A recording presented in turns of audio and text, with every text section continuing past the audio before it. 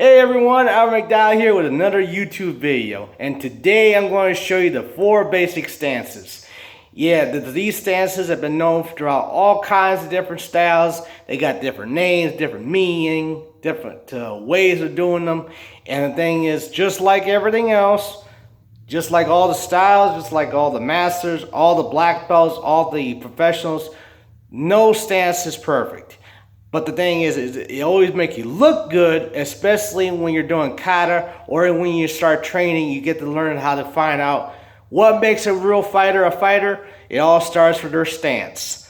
When you have a good stance, you're very strong in your stance, everything works out the best. But in the end though, you always stick to the basics, because the basics is what's going to help you when you get into a real fight. So after this, once I'm done here, I'm going to show you the 4 basic stances. Okay, here's what I'm going to start out first. Let's hope that everything is okay with you, not the glare. So first thing I'm going to do, I'm going to bow to you for being such great viewers and having good subscribers right now. Okay, the very first stance is the basic horse stance. When you go start out, after you bow your first kata, both feet are pointing towards you. I'm going to go shoulder width apart. Knees are bent, back straight, hands are up. This is a horse stance. Now the bad thing about this one is that you got great lateral movement, but no longitude linear movement. So therefore, with just one finger, and you're off balance. So if you see it from the side, if you would put a line or pole down your back, you're trying to find that everything is all straight. Head straight, back straight, shoulder up. Legs are bent, feet are pointing forward. That's the horse stance. Horse stance again here. This is a wide horse stance, more like riding an elephant. This is a very big stance. Your knees are still bent, your toes are pointing forward like this. So therefore, this can be uncomfortable if you're not used to having your legs spread out. So always make sure you maintain good flexibility.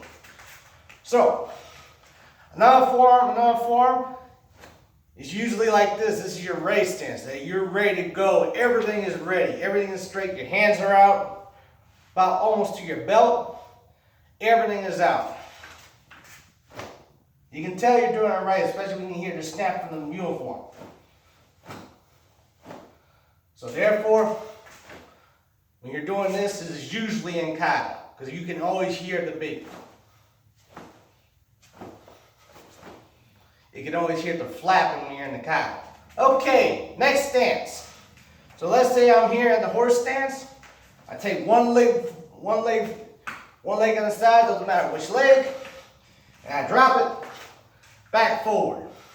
And this is the front stance. The front stance is when you have the front leg is bent, while the back leg is usually straight, but sometimes if you pick your heel up, you can actually bend a little bit. But most of the time, it's usually nice and straight. That's usually like for punching.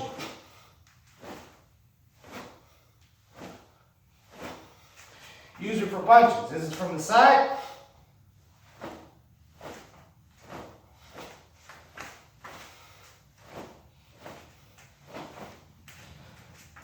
Thank you.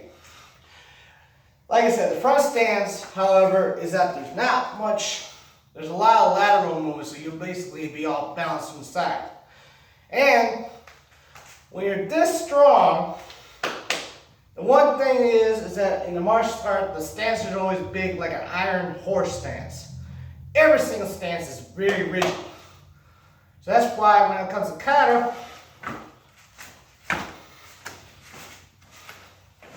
it's always nice and strong.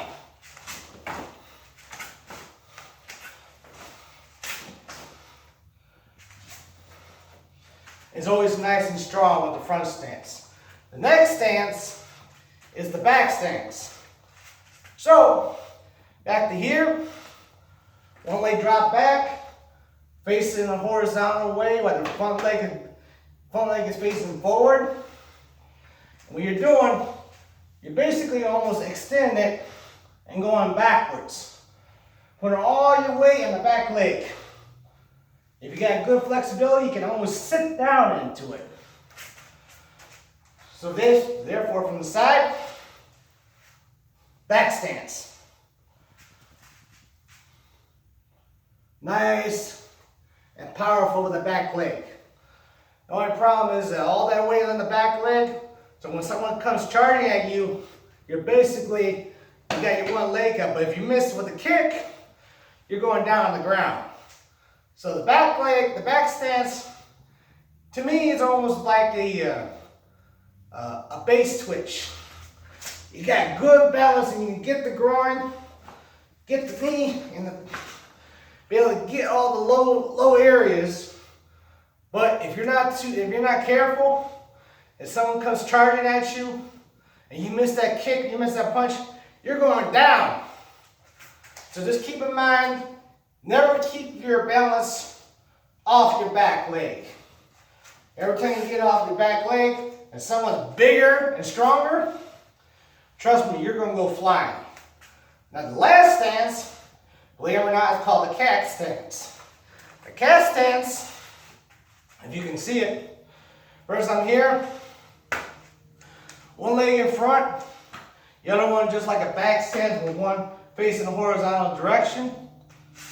And I pick up my foot, balls of my foot. Leg is totally bent, back is a little bit bent, and you're just on the ball of your foot. So you know exactly what this is for. Basically, for kicking.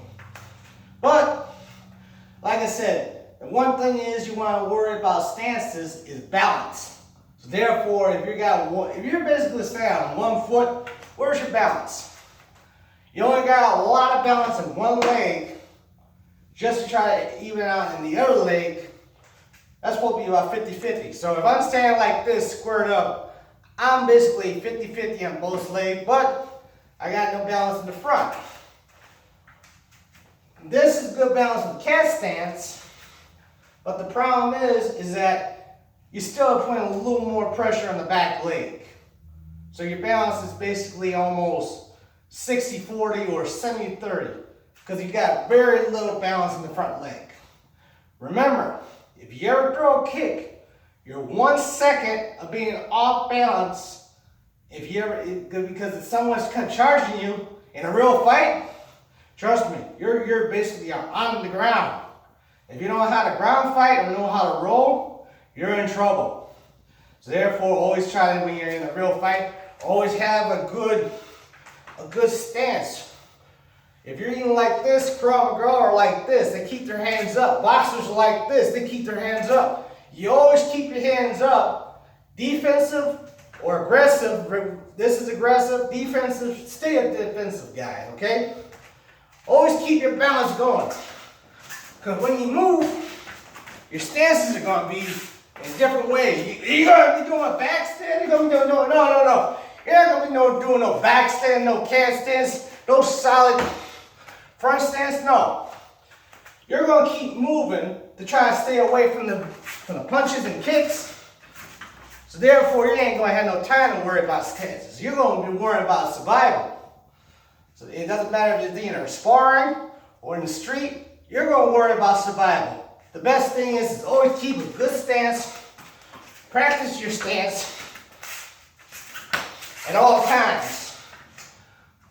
But the only reason why we use those stances is so that we can actually mostly do kata and show how powerful and balanced our stances are. So therefore, always keep in mind, balance, distance, and strength all in the legs. Weak legs, dead fighter. So I hope you enjoyed this video. The next time we meet, I'm going to show you a little bit about movement. Every different style has a different way of movement. And the thing is that there are many different kinds of movements. I'm just going to show you the basic ways of movement. So this is R. McDowell, signing off.